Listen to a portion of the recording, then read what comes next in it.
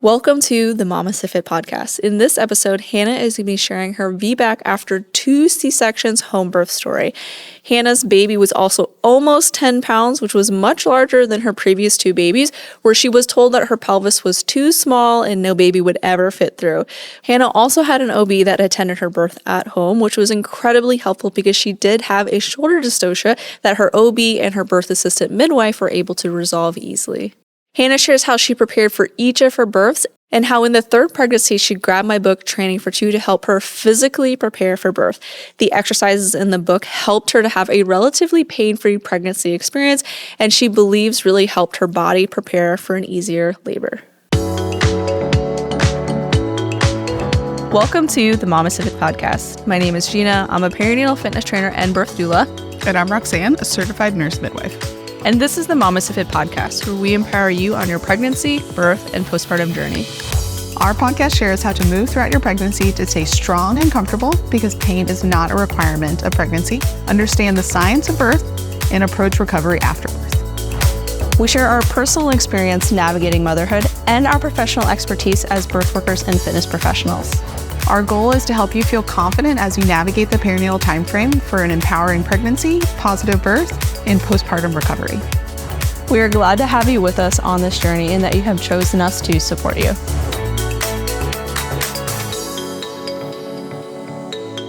Welcome to the MamasteFit Podcast. In this episode, we have Hanna here who is going to be sharing her home birth after 2 C-sections with a baby that was almost 10 pounds, which is incredible. So thank you so much for being here, Hanna. Yeah, thanks for having me. I've been really looking forward to sharing this story, and I'm excited to get to do it for the first time today. I'm so excited to hear your story too. So let's talk about your pregnancy. How were you preparing for this pregnancy that was maybe different from your previous 2? Yeah, so I knew before I even got pregnant that things had to be different. Coming from having 2 C-sections, which I'll talk about those briefly, but I knew that things had to be different if I wanted a different result. So my first pregnancy was 2020. There were some things going on way back then, if you can remember. And it was definitely shaped by the things that were going on during COVID. So, for example, I lost my job along with a lot of other people. And I remember the day I lost my job, I was so sad. I went to the store and I got ice cream, and I just ate ice cream a lot that day. So that's the kind of nutrition that I was doing when I got pregnant with my first. And we had tried for a while, so I was just so excited to be pregnant. I didn't know anything about nutrition and how important exercise was. I've always exercised. I've always really been into running and enjoyed it. But with this pregnancy, I just didn't want to do anything. And so I didn't really. And I ate whatever I wanted, whenever I wanted, really leaned into that I'm eating for 2 mentality. And when I got to my 3rd trimester is really when things got hard. I started having like swelling in my feet. Around 36 weeks, I got carpal tunnel or the carpal tunnel syndrome in both my wrists. And it was really hard to do things. We were fostering 2 little girls at the time. They're actually my nieces. One was 2 years old and one was 2 months old when we got them. And the carpal tunnel syndrome in my hands made it like so painful to wash bottles. So just things like that really affected my pregnancy and how worn out I was. I went to 40 weeks, and at 40 weeks, I opted for a cervical check, and the way they described it was I was high and tight and closed. And they started talking to me about an induction. And at the time, I was hoping to go naturally, so I knew an induction was going to decrease my chances. So I turned down the 41-week induction that they offered. But just at that same time, there was a lot of family things going on with these nieces that we were fostering. It was an out-of-state fostering situation, so there was complication with the judges. All of that to say, there was a lot of emotional turmoil as well. So I was emotionally worn down, physically feeling terrible, and decided to go in for this induction at almost 42 weeks. And so the induction was what it was. It was long. It was 36 hours. It involved getting an epidural, like 4 hours into labor, 30-something hours of Pitocin, having my water broken. And then when it came time to push, I pushed for 3 hours and never got below a -2 station. And then we did an hour of labor down and we tried again, and we just could never get him. What I understand now is we could never get him to go under my pubic bone and to really even start the process of being born. So we threw in the towel. We went in for a C-section. It was uncomplicated. I would say it was a relief, honestly, after all of that work and all of that labor. But then in the postpartum room, the midwife who had been with me came in and said, "You have an android-shaped pelvis and you'll never be able to birth vaginally. You can only have 3 C-sections. So on your 3rd C-section, they'll go ahead and tie everything up for you." And that was kind of brutal to give that to me on like one day postpartum. And so I was pretty taken back by that, but I believed it. And it wouldn't be till months later that I started researching VBACs and I understood like that's not necessarily the truth. And it doesn't seem like a very helpful thing to tell you like in that moment. Like, were you planning on a pregnancy like that day? Like, I don't know why she felt that was necessary to tell you or to make a bold judgment like that about your ability to give birth. Like, oh my goodness. Yeah, and it stuck with me too. I heard that in my head for a really long time, and it's okay. It also motivated me to like get this feedback that I eventually did get. But overall, not a horrible situation. That was not great that she said that to me. And then I also wasn't able to get breastfeeding down. We were in the hospital because of COVID and because of a C-section. We were in the hospital for almost 4 days. And, I know now that it's really hard to get breastfeeding going in the hospital. There's so many things going against you. But I gave up on the 3rd day and I just said, that's it. Breastfeeding's not for me. We're going to do bottles. We're going to do formula. And so that was it with my first. So with my second, they were pretty close together. I think they're 21 months apart. So around the year mark, I was pregnant again. And this time I had been listening to the VBAC link. I had been studying VBACs. I really wanted to know, what was true risk and what was perceived risk, and what was right for me and my future and the future of my family. And so I had decided I was going to go for a trial of labor after cesarean. And this time, the things that were going to be different was I was going to hire a doula, and I wanted to stay more active and try to be more physically prepared. At 36 weeks, I completed my doula training. And so I had also just developed this love and passion for birth work in the process, and for knowledge, and wanted to know as much as I could about birth and specifically around VBACs. I attended my first birth at 37 weeks pregnant. I was a doula for one of my friends, and it was not something I recommend doing at 36 weeks or 37 weeks pregnant. But it was a beautiful birth. It was in a birth center. It was unmedicated. And I just left that birth feeling more motivated than ever to have this vaginal birth. And when I look back at it now, I can see I put so much focus and so much emphasis on getting to the labor. And I didn't actually think about what all it was going to ask of me to go through the labor, to do the work, to have this baby vaginally. But once again, I went to 42 weeks. At two days before I hit the 42-week mark, I tried castor eggs, kind of as like a last-ditch effort. It didn't work. They were disgusting. And it didn't work. So you did like castor oil with eggs? Yes, it was a midwife. So I had switched hospitals. I was at another hospital. And the midwives there were incredible. They were not pushy at all. They were like, you go to 42 weeks, that's fine with us. We're not looking at you as a previous VBAC mom. We're just looking at you as a first-time vaginal birth, which was incredible. And I love that. If you're in the Louisville, Kentucky area, U of L Hospital is, I think, just one of the best places to go for a VBAC. But anyway, one of the midwives said, why don't you try castor eggs? Put the castor oil in the eggs. It's supposed to help. Not have as bad of the symptoms that come with taking the side effects that come with taking castor oil.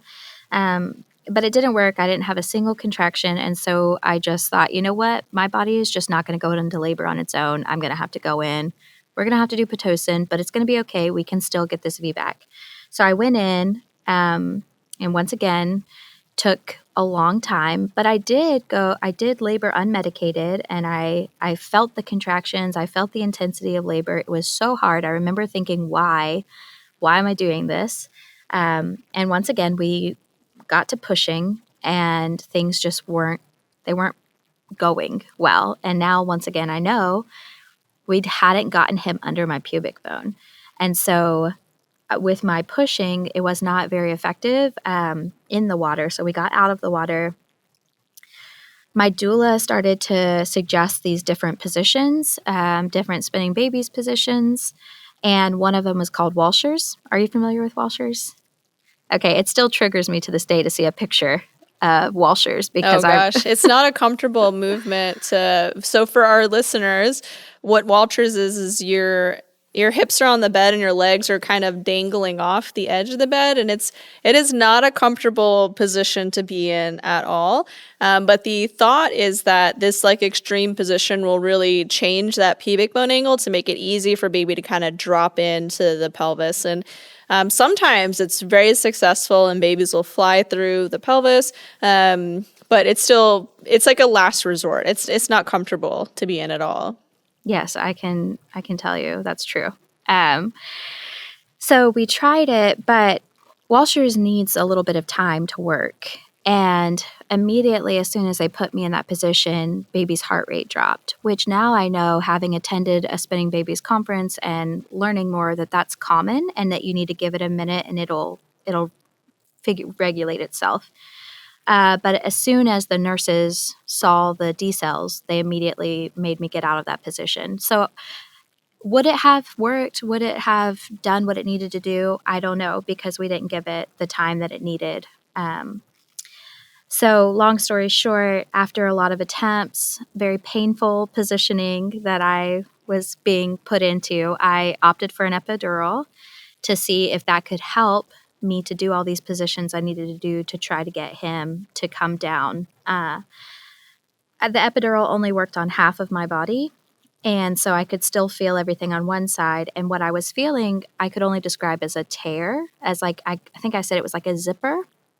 And so with that, I kept describing it every time I felt it. And so I was in a very, throes of labor, going through a lot. I was screaming of this ripping, of this burning sensation I was feeling. And I think that really scared the midwives into thinking I was having a uterine rupture. So after a little bit of that, everyone kind of collectively threw in the towel and said, it's safest if we go back to the operating room. So once again, I'm going back to the operating room. This time I really mentally lost it. And between the pain of the contractions, the grief and the mental despair of knowing that I was going in for a repeat cesarean that I did not want, I just kind of allowed myself to lose it. And I was screaming in pain from the contractions. I was sobbing. It was not a pretty sight. And my poor husband was watching all of this happen. And then he had to sit in the waiting room outside of the operating room while they did the epidural, the spinal, but it wasn't working. So they put me on some nitrous oxide that was really strong, knocked me out. I had no idea what was going on, but I was in there for an hour and a half while they tried to place the epidural and tried to get the epidural to work. This whole time, my husband's sitting in the waiting room having no idea what's going on. So for an hour and a half, the last image he had was of me being wheeled into this room, screaming, and then he's just sitting out here. Nobody's telling him what's going on. Eventually, they get it to work. They bring me off the nitrous. They, tell me I'm fine, baby's fine. And I'm just thankful for that because, I think I started realizing it had been a while and I was a little bit afraid. And they were really great about reassuring me that everything was okay. And then they brought my husband in and he just still had tears in his eyes. He looked like he'd just been through, war. And it was a traumatic situation for both of us in different ways. That C-section was better because I knew what to expect. It was also better because they used a clear drape and they showed him to me right away, and that really made a huge difference. They also allowed him to be on my chest while I was still on the operating table, and he actually latched while I was still on the operating table, and that was such a healing moment because I wasn't able to breastfeed my first. We couldn't get him to latch, and this baby, they laid him on my chest. I'm still like on the operating table, and he just got straight there and latched, and that was so healing. And so while this C-section's going on, the doctor, this is a kind of crucial moment. The doctor is just, so this is a teaching hospital. So an attendant had been with me up until this point. A resident had been with me up until this point, and then the attending OB came in, and he was just like, I cannot believe that this woman's 42 weeks. I cannot believe y'all allowed this to happen, and kind of reprimanding everyone for allowing me to attempt a vaginal birth. And then he's saying, your uterus is shot. Your uterus is so thin. You have amniotic fluid seeping out of your uterus. You tore in half when we tried to pull the baby out. And so he's basically telling me your uterus is ruptured, how irresponsible the whole situation was. And then he tells my husband, while I'm still in this very vulnerable position, while we're both traumatized and in this vulnerable position, he says, if this was my wife, I would never let her do this again. And so that stuck with us that specifically stuck with my husband for a while. So coming out of that birth, I was grieving the fact that I believed we may never have another child because we were told by a couple of the people who talked to us at the hospital that it might not be wise to have another pregnancy. And so once again, here we are, just freshly postpartum, being given really heavy news like this. And I didn't allow myself to process all of the feelings for a while because I just wanted to focus on loving and enjoying my newborn baby. But gradually, as I started to process it, it was grief. I was just really grieving this whole situation. And it wasn't until my 6-week appointment, I kept having these like feelings of hope, of maybe they're wrong. Maybe this really is still something that can happen.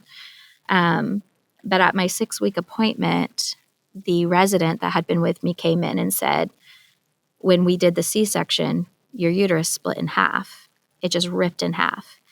And so for me, I was like, well, that's done. Like, it's not going to be safe to attempt another pregnancy and definitely not another labor. And so that seemed like it was the end. Well, I started seeing this woman. Her name's Dr. Rebecca Cohen. She was an OBGYN for at least 10 years, probably longer. I don't know. I never actually asked her how long it was. And she had left the hospital scene and had started doing her own practice. It's a really incredible thing that she does. Her goal is to see women from like when they start menstruating to the end of menopause, to just see them through all of that. And so I actually went to see her because she's the only one in our area that does this abdominal massage. It's called Mayan abdominal massage or therapy.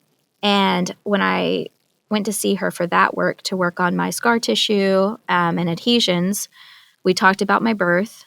I shared all the details with her, and she just shared that she thought I was never truly given a physiological chance at birth. And so I asked her if she would look at my op report and give me her thoughts, and she agreed to. And that was when things really,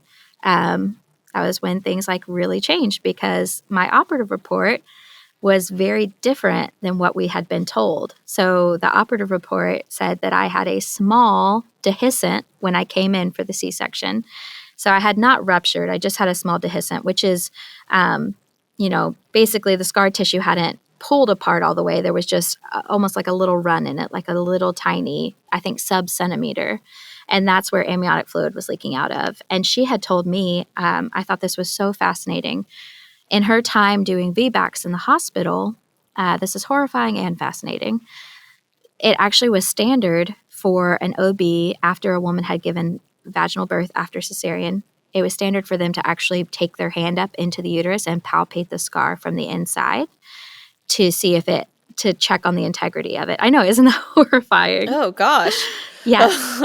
And that is something, that was like a piece of information I had never known before. And she said that 9 times out of 10, when she would go up to palpate the scar, her finger would poke through.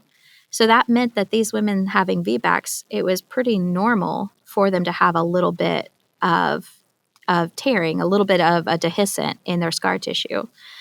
And so for me, I just thought, well, if that's more normal than what we've been told, then maybe my little dehiscent actually wasn't that big of a deal. Now, what was complicated was that in the C-section, as they pulled him out, they caused a more significant rupture. So the labor and the pushing didn't cause this, but the actual C-section did. And where I had been told my uterus split in half, what the operative report said is that it did tear, but it tore down towards the cervix. And it didn't even tear all the way to the cervix. So the best we could figure out is maybe I had like a 6 to 7 centimeter rupture, tear. Very, very different than being told that my entire uterus had ripped in half.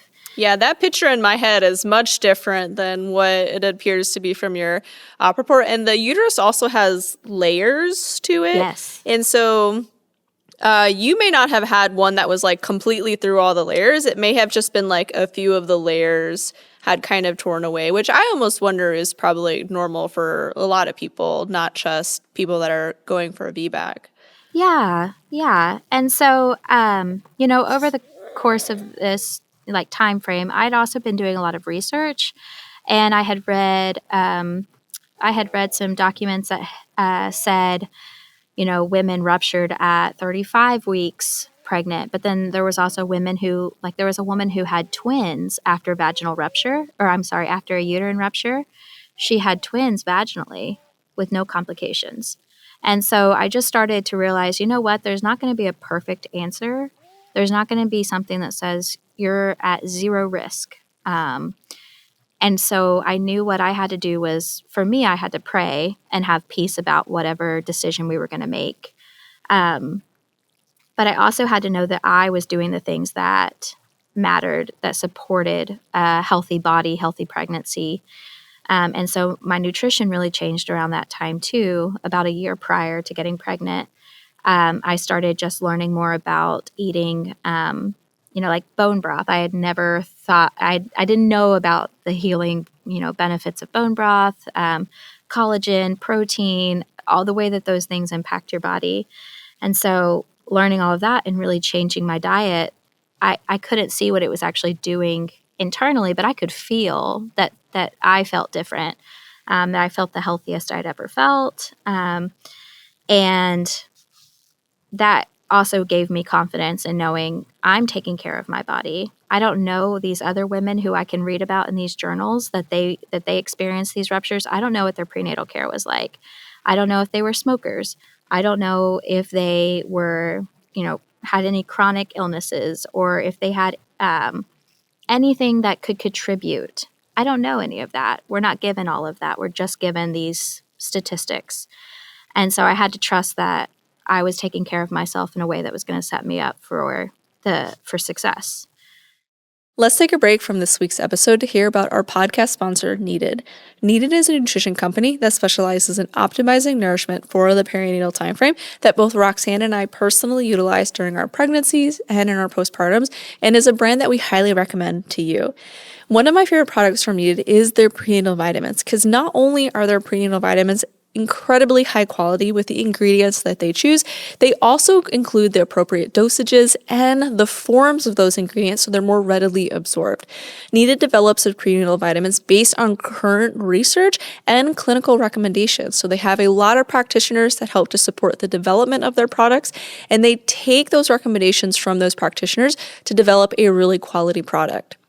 In addition, Needed's prenatal vitamin was included in a research study where they saw that women that were taking their prenatal vitamin had higher levels of key nutrients in comparison to the standard prenatal vitamin on the market. Needed's prenatal vitamins not only have higher quality ingredients, but they're more readily absorbed, so you're getting the most bang for your buck when you invest in their prenatal vitamins. Needed's prenatal vitamins is my personal choice to help support me during my pregnancy and now into the postpartum, and the one that I highly recommend to you as well. You can check them out at thisisneeded.com and use our code MamastePod to get 20% off your order. So with all of that, I was already very certain that I wanted another shot at a vaginal birth. And I had to weigh out, was that for pride, or was that because it's what I truly believed was best for our family, wanting to have more children? And what I came to was just that I didn't want to have another cesarean if it wasn't necessary, because cesareans are a major abdominal surgery, and they come with risk. And if I didn't have to do that, I did not want to do that. Now my problem was, who's going to take me? Who's going to take a woman who on her op report, which by the way, the doctor put on my operative report that we verbally consented that we would not that we would not labor again, that I would have a repeat cesarean at 35 weeks. That's in my operative report. And so who is going to take someone who has this history and has this doctor who has said she should not go past 35 weeks? Which, by the way, if I've had 2 babies at 42 weeks, my babies are not ready to be born at 35 weeks. That's way too early for my babies. So I'm telling all of this to Dr. Cohen, and I said, who would take me? And she said, I would. And that was just another pivotal moment of like, I have someone who has this incredible skill and knowledge, and she's willing to take me on. So I had confidence. I was ready to go. I just had to wait for my husband to get there. And it was understandably very difficult for him after what he had gone through with that second birth. I'll never, I just kind of left that in the Lord's hands. I prayed that he would give my husband peace and that my husband would come around. I had already given my husband all the research, everything that I had read. I had already told him about mine and Dr. Cohen's conversations. He had seen everything she said about my operative report. And then I just backed off and gave him time and gave him space. And it had been months since we talked about it. And we were on a date night one night. And he just said, okay, so are we gonna have a home birth? And that was like his first time where he was like, I feel at peace about this. And then 2 months later, we were expecting again. So you had asked how this was different physically. This time I knew that, going for runs during my pregnancy was not enough, that wasn't going to cut it. I knew that I really needed to take care of myself, and I needed to take care of my whole body. And so the first trimester, just survival. Second trimester, I was really trying to figure out who I wanted to follow, like what program I wanted to do. And it's overwhelming. I don't know if you've seen Instagram, but there's a lot. There's a lot of stuff there now. Yes.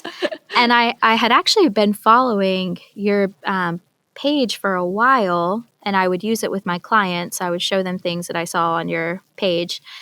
But I was actually listening to the Healthy as a Mother podcast, and you were on there, and the whole conversation was really great. And then at the end, you mentioned that you had this book, and I looked it up immediately, and I was like, this is what I want to do. So the book is called Training for Two.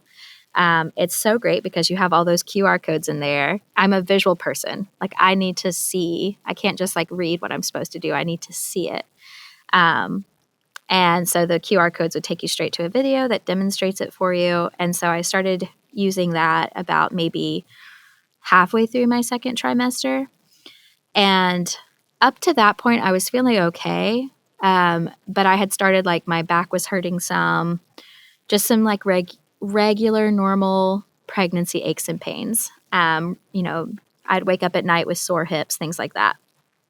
Well, about, 5 or 6 weeks into using your program and following the workouts in this book, I just didn't have any aches or pains.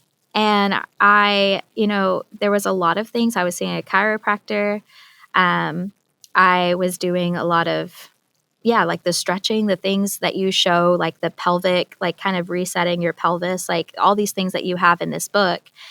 Anytime I would start to feel a little bit achy or sore, I would just go and do those things. And not just one time, but I would do it the next day and the next day. And then I just figured out as long as I kept doing all those things, I had a pain. My pregnancy wasn't painful, and I didn't have my sciatica went away. I had sciatica with both of my previous pregnancies. I mean, so bad that I would take a step and feel like my leg was just going to go out from under me and I was going to fall down. So even with seeing a chiropractor in my previous pregnancies, I still really had a lot of sciatic pain. But this time, I did it. I did have it. Like it would happen, and I would double down on these workouts, these stretches, these mobility exercises that you had, and it would disappear. And as long as I stayed That's awesome. It is awesome. I didn't know it was possible to have such a good pregnancy. So at 39 weeks, I had this massage scheduled, and I went in for this massage, and she said, "What's hurting you the most?" I was like, "Nothing. Nothing hurts." Like, really, nothing hurts. I'm 39 weeks pregnant and nothing hurts. I also, for nutrition, I followed loosely, but really tried to implement a lot of things from Lily Nichols' Real Food for Pregnancy. Are you familiar with it? Mm-hmm. Yeah, she's amazing. She is amazing. So I tried to implement a lot from her book. I had read Real Food for Pregnancy even before I had conceived, and was trying to implement a lot of that into my diet. And it wasn't perfect, but I also felt like that hugely contributed. My previous pregnancies, my first one I gained like 50 pounds. My second one I gained like 25, 30. This one I gained 10. And I felt just incredible the entire time. So another thing that made a huge difference, in case somebody needs to hear this, rolling over at night is so painful when you're like 37 plus weeks pregnant, maybe even earlier. I learned that instead of rolling from your side to your back to your other side, to just roll over onto your hands and knees and go from that position. That was a game changer. Like, I stopped having any like pelvic floor pain that I would wake up. Previously, I would wake up from, like, I'd wake up in the morning and I would have like this pelvic floor pain and just be sore. When I started going onto my hands and knees first, that went away. Every time I would anytime I was laying down, instead of like rolling over and trying to sit up, I would go to my hands and knees. And I really think that helped protect my core as well. And I learned how to engage my deep core when I did need to use my core in pregnancy. So that was like huge too, just keeping me pain-free, no aches, no pains, and not being sore. Okay, so with this girl, so I had 2 boys and this was a girl. Once again, no surprise, I went to 42 weeks. And I actually, this time, I thought it might be wise to try to get things going sooner. So I was going to try the midwife's brew and try pumping, which the midwife's brew is just another concoction that includes castor oil. And I really, really didn't want to do that. I don't know if I was being cautious because of my previous C-sections, and I didn't want to have contractions that were too strong for too long of a period of time. It was just really important to me to go into labor spontaneously. And I know castor oil is not quite the same as using Pitocin or breaking your water, but it still is something you're doing to get labor started. And I really wanted that to happen spontaneously. So at 41 weeks, I did ask Dr. Cohen to check me, and I kind of wanted to know what was going on. And so she did. And I was 4 centimeters, which was insane. I know, because with my other 2 at 42 weeks, I was barely dilated enough to get a Foley catheter in, to get that cervical ripening balloon in. And so this time at 41 weeks, I was 4 centimeters and I was like 80% effaced. And I had been having, sorry, go ahead. Did you have pelvic pain in your previous pregnancies? Yes. So this is my little theory. I don't want to interrupt your story for too long because I'm really excited to hear what happens.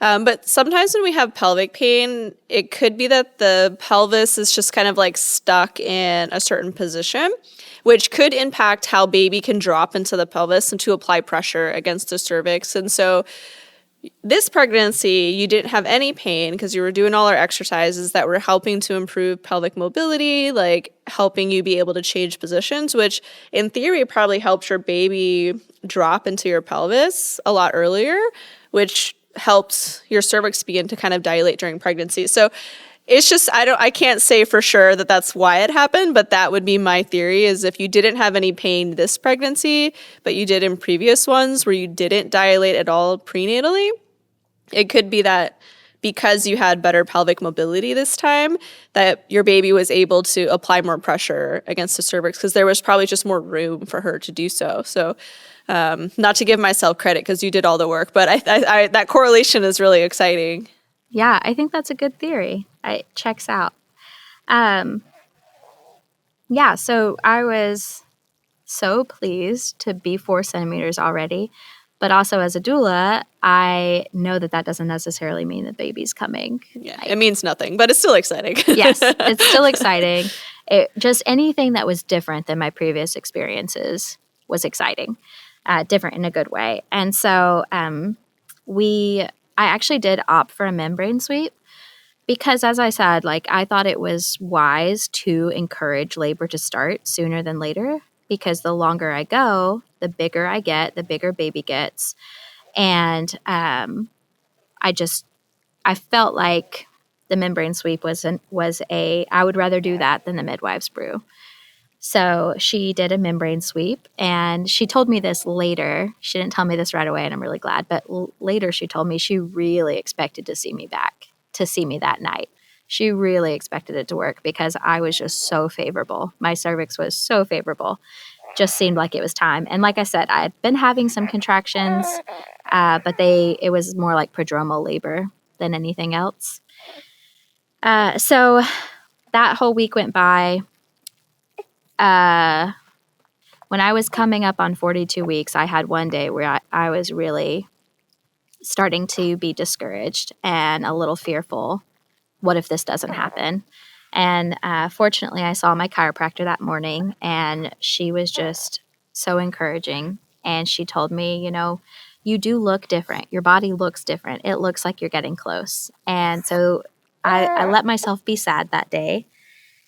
We made a plan. So I talked to Dr. Cohen, and we made a plan that at 42 weeks, it was a Thursday, that Thursday, if I had not started labor, I was going to come in. I was going to drink the midwife's brew first thing in the morning, come into her office, have another membrane sweep, and then go home and start pumping. And we made that plan. I was comfortable with it. And I just decided the next 3 days leading up to that, I was going to spend time with my boys, spend time with friends, just relax and enjoy the last few days of pregnancy, because I knew at 42 weeks we had to get things going one way or another. I am perfectly fine and encourage moms that it's okay to go past 42 weeks if everything looks good, if everyone's healthy. But for my specific situation, I didn't feel it was wise to keep going, to 43 weeks. So I knew one way or another that my time being pregnant was coming to an end. And so I just decided I'm going to just enjoy these last few days. And that's what I did. And so Wednesday, the day before this plan that we had set, I took my boys to the zoo, which included like 2 miles of walking, lots of hills. After that, we went to a playground and played, and I was like up with them the whole time and swinging them. We came home and they went down for naps, and I started doing yard work. I mowed, I pulled some weeds. I even was like cleaning off some siding. So I was like really doing the yard work. And when the boys woke up, we went to the YMCA, and I did a little gentle workout, and then I took like an hour-long shower. It was great. By the way, a mom hack, if you have a gym that has childcare, just put your kids in there and go take a long shower. And it's like just a great way you took the long shower at the YMCA? Yes. Oh, that's awesome. That's really smart. Yeah, because that was just not something I had the luxury of doing at home. I had a 4-year-old and a 2-year-old, both boys, both wild. And so it's not wise to leave them unsupervised for that time. But yes, so I had this just nice long shower at the YMCA. And during that, I really thought, I think something might happen. And I didn't want to like lean into that too much because I didn't want to be disappointed if it didn't. And we were meeting with some friends at their house that night, friends from church. And so we went, and one of these friends, he prayed for us that night that this baby would come. Everyone was like cool and chill about me being 42 weeks on a, scarred uterus. But definitely there was this feeling of, we know things need to happen. And so it was really sweet. And we were, he prayed this really beautiful prayer and just asked that this baby would come safely, and be born at home. And I kid you not, within minutes of him praying for us, I felt this first contraction that felt different than the other ones that I had been feeling. And I ignored it, and I had driven separately there. And so I told my husband, I'm going to head home and you bring the boys when you come. And so I had this drive by myself, and it took about 45 minutes, but there was some traffic. And in that time frame, I think I had 3 contractions that I was like, wow, this is different. And so I got home really quickly, tried to get everything ready to just go to bed and get some sleep. And I think I laid down at like 10:30, maybe 10:45, and by 11 I was back awake and couldn't sleep through it anymore. And so that was I just remember feeling utter joy at this spontaneous labor that was happening, still kind of in disbelief, like, is this really it? But just really, really joyful that this happened. And on the eve of this big plan that we had to get labor started, I was just so excited that it was happening on its own. And so I wanted to labor by myself for a while, let my husband sleep. I didn't want to wake up my doula. I definitely didn't want to wake up Dr. Cohen, wanted her to be as rested as possible because in my mind, this is going to take a long time. By 2 a.m., so just a few hours later, they were close together, but never really. I just enjoyed it the whole time. Even when it was like, ooh, that one was tough. I never felt like, oh, this is really hard and I'm having regrets. I just enjoyed it. I took a bath. We had set everything up in the guest room for the birth. And so I just laid in the guest room on the bed and just wanted to savor it, really wanted to savor it. Well, by 2:30, we called my doula. I wanted her to come and help make sure that I was getting in good positions to really optimize the pelvic. I always mix up pelvic inlet and outlet, but I really wanted to encourage a baby to drop and to get past that pubic bone because I knew that that's what we were up against. I knew that was the trouble with the other two. And so she came around 3 and we did some spinning babies techniques. Her and I had actually just gone to a conference the month before. So all of these things were really fresh in our minds. And I even enjoyed that. Some of the positions, they made the contractions more painful. I was having a little bit of back labor, which I should mention, both babies before were posterior. So I was anticipating that this baby was also posterior. And in a lot of my appointments, when Dr. Cohen was feeling her, she felt like she was sometimes posterior. So I expected it. Were your boys posterior at delivery, like at birth also, or had they changed positions by that point? So I don't know with my first one. I know that when they could feel him, like when they were doing, do you know the midwife forceps? Like they call it the midwife forceps. It's basically where they try to use their hands and act like forceps. They were trying to do that with my first one and manually turn his head. And he was too high up for them to really have any success. But I know at that point, and I had been pushing for a few hours, at that point, he was still posterior. When they did the C-section, I'm assuming he still was, but I don't have any, I don't know. I never asked or saw anything in writing about it. With my second, he was, and they actually had to cut a different, usually they go into the same scar as before. They had to cut in a different place because his face was right there. And so in order to like not nick any of his face, they had to cut in a different place. So yes, I guess he was definitely still posterior. Yeah, I think it says that on my op report too. So I just assumed she would be too. And I was having some back pain. It wasn't excruciating. So in my head, I kept thinking, this has to get worse. This is going to get more painful. This back labor is going to get worse. And it wasn't enjoyable. Like, it wasn't like, I don't know. It's hard to say because I don't want to do it every day. Yeah. But. Yeah, I don't want to do it every day. But if I have to labor, I would definitely labor this way. Like, I can do this. I got in the water, I got in the tub, and that right up to getting into the tub, I was like, I think it might be time to call Dr. Cohen. And then I got in the tub and it like spaced out a little bit. The contractions they had been like 3 to 2 minutes apart, and they kind of moved back to 5 minutes apart. And we had already called Dr. Cohen, and she had already said she was on her way. So I was like, oh, this is a false alarm. So she got there pretty quickly. And at this point, I was like, I could fall asleep in between contractions. And that was really discouraging to me. I think it was about 5 o'clock in the morning. And I was like, this is just not going to happen tonight. Like, it's going to take a while. We've still got a ways to go. And I told Dr. Cohen, I was like, I'm sorry I called you. You can go home. She was like, I'm not going home. Like, I'm here. Everything's fine. Just keep doing what you're doing. And that was the only point in the labor where I started to think, I need someone to tell me what to do. I need someone to tell me what's going on. But it was short-lived because only like 20 minutes later, my water broke. And that was really cool because I actually had gotten out of the tub and I was laying on the bed because I thought if I can sleep in between contractions, I should. And so I was laying on the bed trying to sleep between contractions, and, they kept waking me up. Well, this one woke me up and it was really strong. And in the middle of it, I felt this pop, and that was really cool.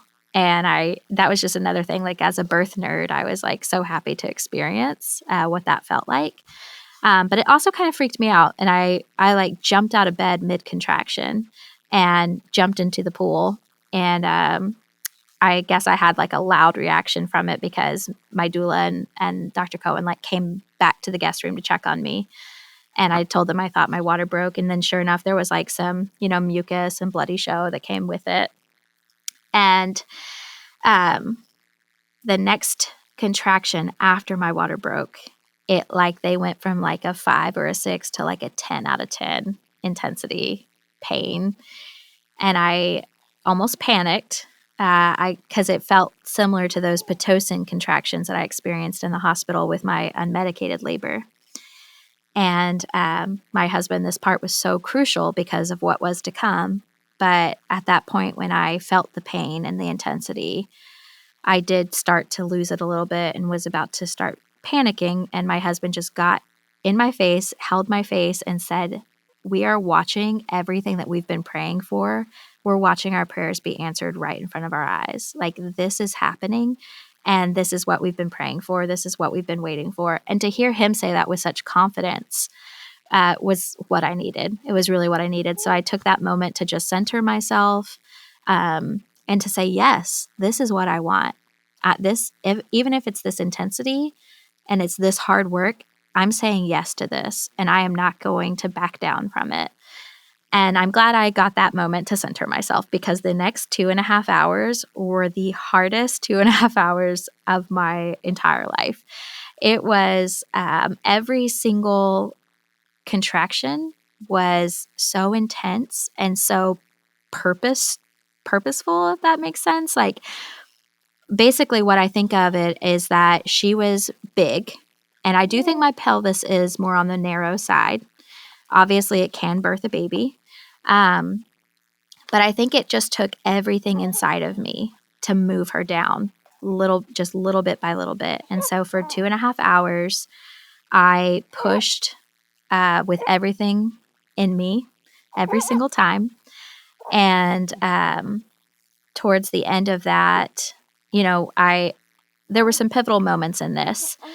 One was once I started to feel her head kind of make its way past my pubic bone, it obviously was super intense. And I remember I yelled out and said, I think I said something absurd like my butt's going to break or something like that. And the birth assistant, which my doctor's birth assistant, she's a midwife that's actually a friend of mine.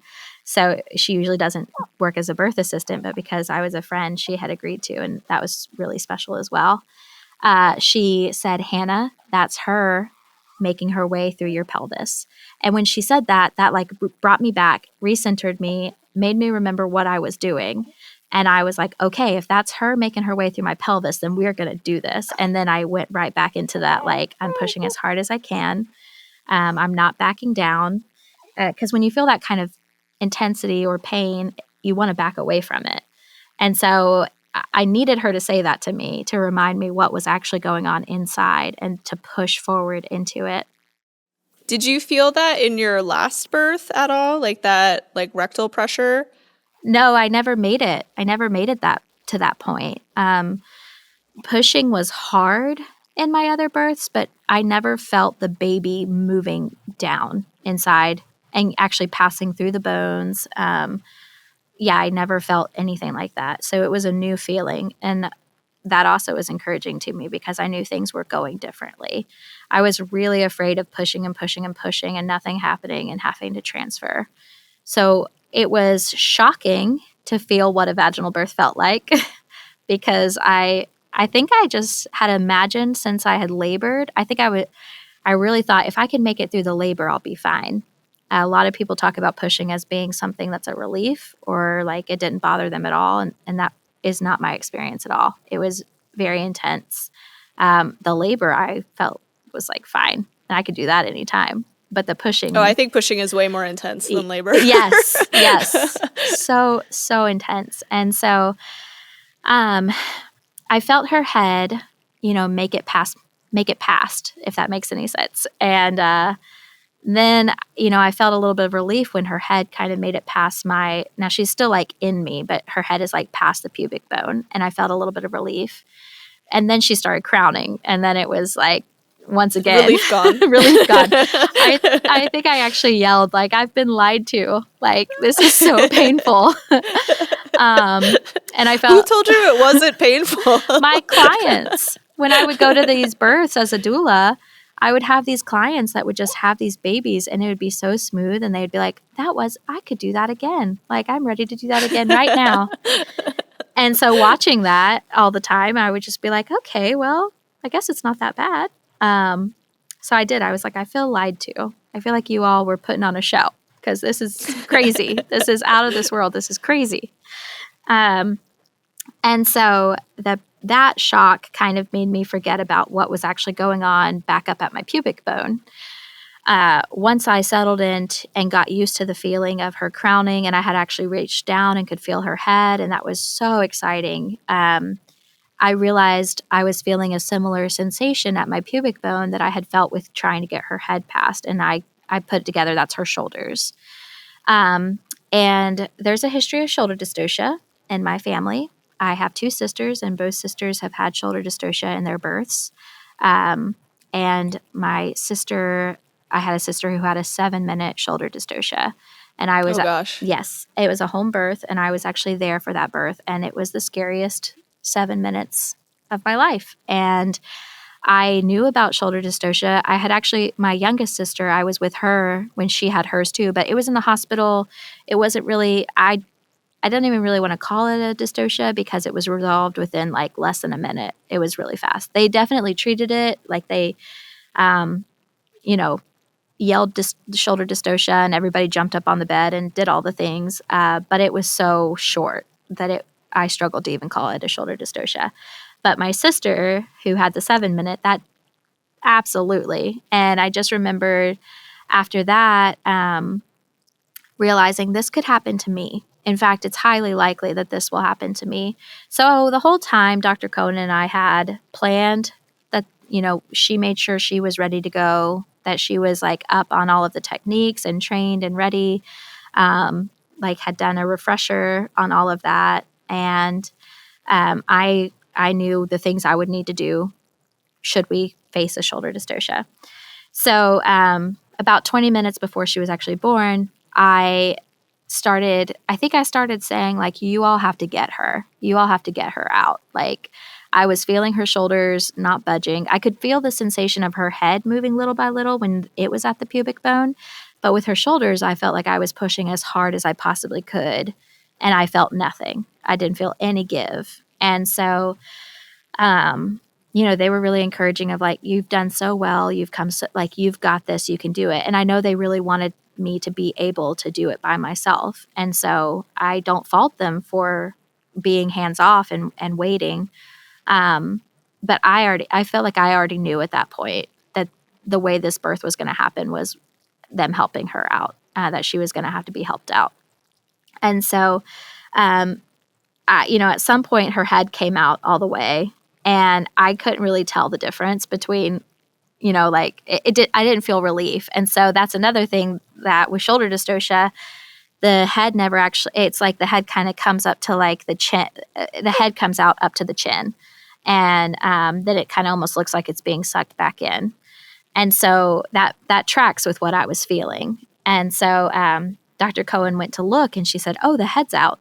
And instantly we jumped into like action mode. I got up in in a runner's lunge, and I was still in the pool at this point. And she tried to release the posterior shoulder, and it didn't work. And so she said, "Out of the tub."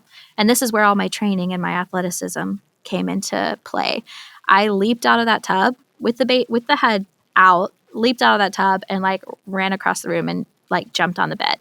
And my husband, he says that's like the most impressive thing he's ever seen, because minutes before that I could barely even like move, a centimeter. And then as soon as I knew that I had to get out, and I every second counts, it was just like, adrenaline fueled, just jumped right out, got onto the bed. And they were able to get her out pretty quickly. As Dr. Cohen explained it to me, it was a pretty significant dystocia, shoulder dystocia. But I think that's part of where your birth team absolutely matters, is I knew that if anyone could get her out, I knew I had the best there. And once she called out that her head was out and I knew that she was stuck, I wasn't fearful at all. I knew that they were going to get her out. I knew what I needed to do, and I knew that they knew what they needed to do. So she did have to be resuscitated, and that all of that happened really, like, she was back and was doing great really quickly. I think the whole time frame from when we realized that she was stuck and to like me delivering my placenta was like 15 minutes. So it was really fast. But it is kind of humbling because, this whole time I was like, I can get a baby out vaginally. And I did, but she definitely needed help. And I did not do it by myself. I had to have help. And it really mattered where I was and who I had, because I don't think this birth could have happened in a hospital setting. And there were a lot of people that really questioned our decision to do it at home. But for us, we knew it's either at home or it's a C-section. And I really think that would have been the case. If we had been in the hospital, I don't think that we would have been able to have her vaginally. Yeah, so that's the birth story. And she was almost 10 pounds, you said. Yeah, she was, okay, yeah. So she was 9'11". I was shocked because I had only gained 10 pounds this whole pregnancy. And I just really had it in my head that because she was a girl and because I was being so healthy, that she was going to be like an 8-pound baby, or maybe even, 7 pounds, 14 ounces. So when they pulled her out and they laid her on top of me, because I had said if she needed to be resuscitated, I wanted her to be on me while they did it. And so they honored that. But when they put her body down on top of me, my sore, like I had just pushed for 2.5 hours. I'm sure you can imagine every muscle in my core was destroyed. And they laid this almost 10-pound baby down on top of it. It took the breath out of me. It was oh gosh. So and I was almost instantly get her off of me. But yeah, things were kind of crazy for a minute. It definitely wasn't that beautiful, reach down and pull your baby up and pull her to your chest. It was a little crazy. But within an hour, I was holding her and like everything was sweet and calm and peaceful. But yeah, she was a big girl, and I was shocked about that. How did she compare size-wise to your sons? Were they much smaller at birth, or were they all kind of the same size? So I'm averaging a pound bigger each time. My firstborn was 8 pounds, right at 42 weeks.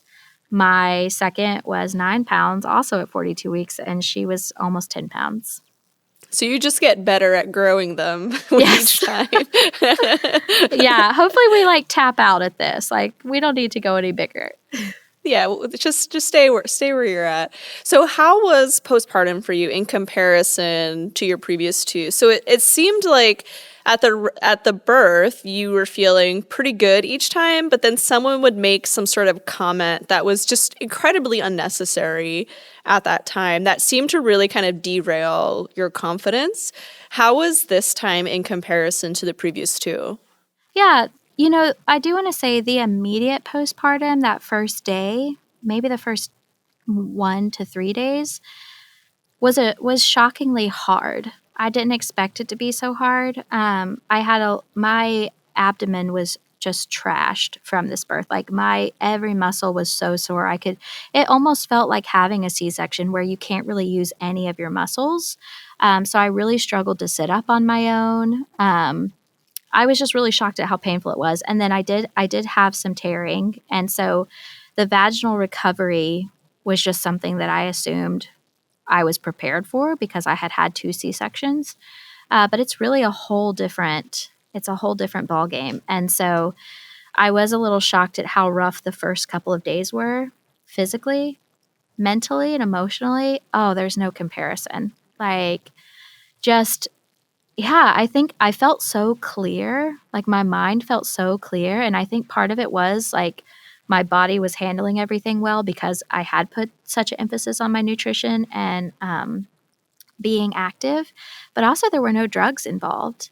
And I think that made a huge difference. At that point with my C-sections, I was still taking heavy pain medicine because I was still in so much pain from the C-section.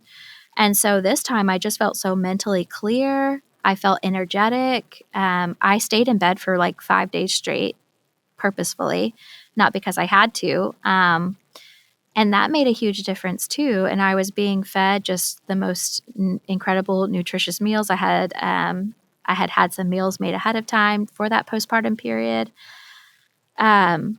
And that made a huge difference. I felt really good. But I do want to say, because I think it's something I missed out on when I was listening to all of these VBAC birth stories, is I heard stories of like, I felt so much better after my VBAC than I did after my C-section. And I think I mistook that for like, there's not as much physical pain. But vaginal recovery is definitely intense, especially depending on how your birth was. And so I was shocked by the vaginal recovery, but everything else was so much better. Breastfeeding, I mean, it just went off without a hitch. What was really special was that because my doctor, she also did family medicine, she was able to do mine and my baby's first 6 weeks of care. So we didn't leave our house for 10 days after she was born. We didn't have to get in the car and go to a pediatric appointment. She did all our care there at home. And that was huge too. Like not having to get myself, into real clothes and go out into public, out into the world. Her first time in a car seat she was 10 days old. And so I think that made a huge difference as well. Really, really put an emphasis on resting. And then in your book, the Training for Two book, there's a section, the 0 to 6 weeks postpartum section. And I looked at all of that and decided to just really focus on the breath work initially. And I think I waited till about 4 weeks before I really did anything else.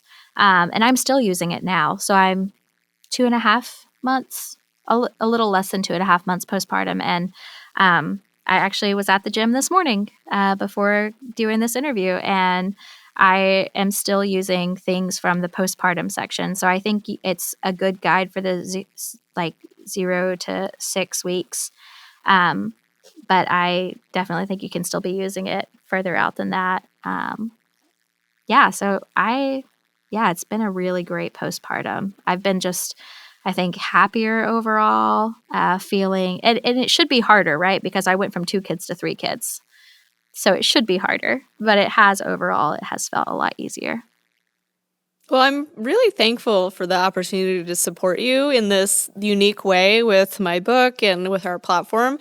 And so it's always really amazing to hear these incredible birth stories and these incredible journeys.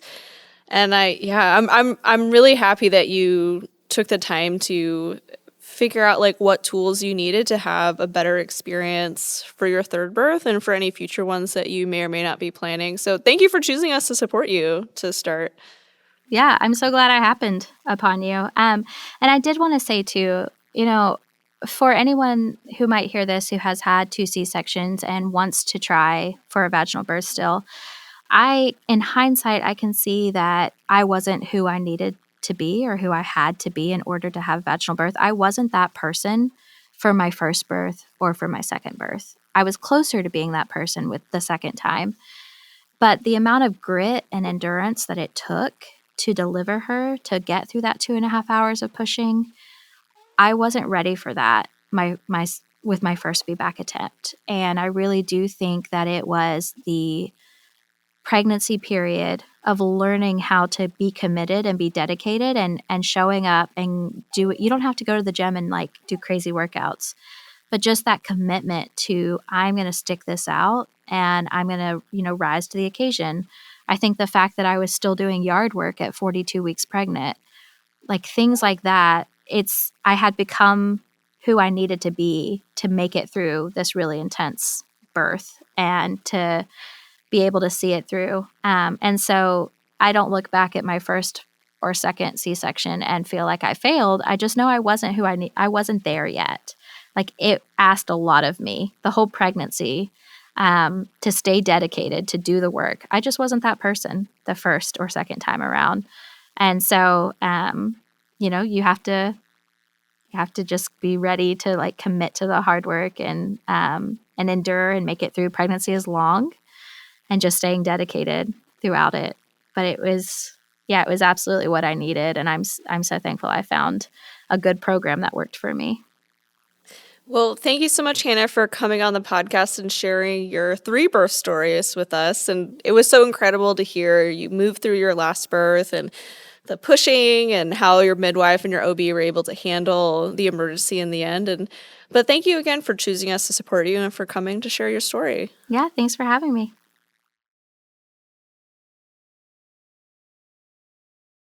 Thank you so much for listening to Hanna's birth story. I hope that her story was really encouraging to you to know that you can find a provider that will support you in the birth that you're wanting. And there's a lot of preparation and work that you can do to help have the birth experience that you're hoping for. I would love to support you with my book, Training for Two, in addition to our online prenatal fitness programs and online childbirth education course.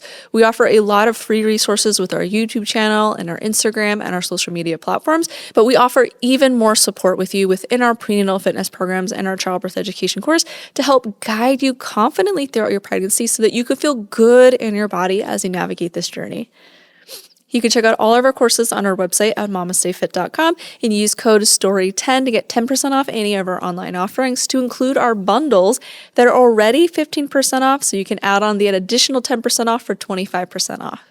This podcast is sponsored by Needed. Needed is a nutrition company that specializes in optimizing nourishment for the perinatal timeframe, and you can use our code MamastePod to get 20% off your order.